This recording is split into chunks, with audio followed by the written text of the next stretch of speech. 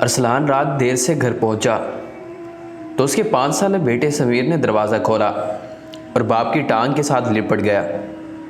ارسلان نے کہا، چھوڑو سمیر، آج میں بہت تھک گیا ہوں، تم بھی جا کر سو جاؤ۔ لیکن سمیر نے باپ کی ٹانگ نہیں چھوڑی بلکہ بولا، بابا مجھے اب سے ایک سوال پوچھنا ہے۔ ارسلان نے کہا، اچھا پوچھو، کیا پوچھنا ہے؟ سمیر بولا، بابا آپ جہاں جاب کرتے ہیں وہاں آپ کو 1 گھنٹے کے کتنے پیسے ملتے ہیں؟ ارسلان نے بیٹے کے سوال پر تھوڑا ناراض ہو کر بولا، اس بات سے آپ کا کیا کام؟ میں نے آپ سے کہا ہے کہ آپ جا کر سو جاؤ۔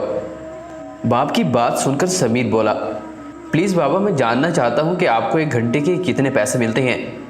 ارسلان تھوڑا محبت سے بولا، اگر تم جاننا ہی چاہتے ہو تو مجھے 1 گھنٹے کے 1000 روپے ملتے ہیں۔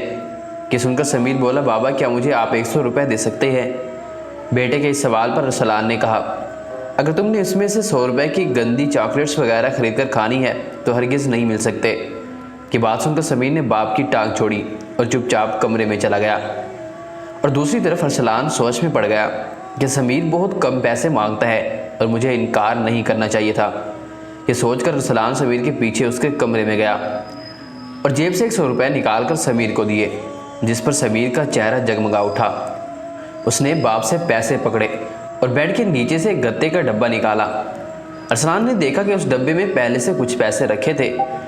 یہ دیکھ کر ارسلان نے سمیر سے کہا، تمہارے پاس پہلے سے اگر پیسے جمع تھے تو مزید 100 روپے کی کیا ضرورت تھی؟ پہلے یہ خرچ کرتے اور پھر اور مانگتے۔ سمیر نے ڈبے سے اپنے پیسے اٹھائے اور انہیں گن کر باپ کو دیا اور بولا، بابا یہ پورے 1000 روپے ہیں، میں کل آپ کا 1 گھنٹہ خریدنا چاہتا ہوں، اب پلیز کل دفتر سے جلدی گھر آ جائیے گا، پھر ہم دونوں گھر کے سامنے والے باغ میں پورا 1 گھنٹہ کھیلیں گے۔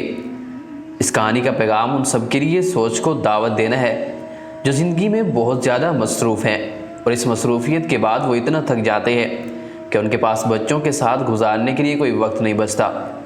ہمیشہ اپنوں کو زیادہ وقت دیں، چاہے آپ کتنے ہی مصروف کیوں نہ ہوں۔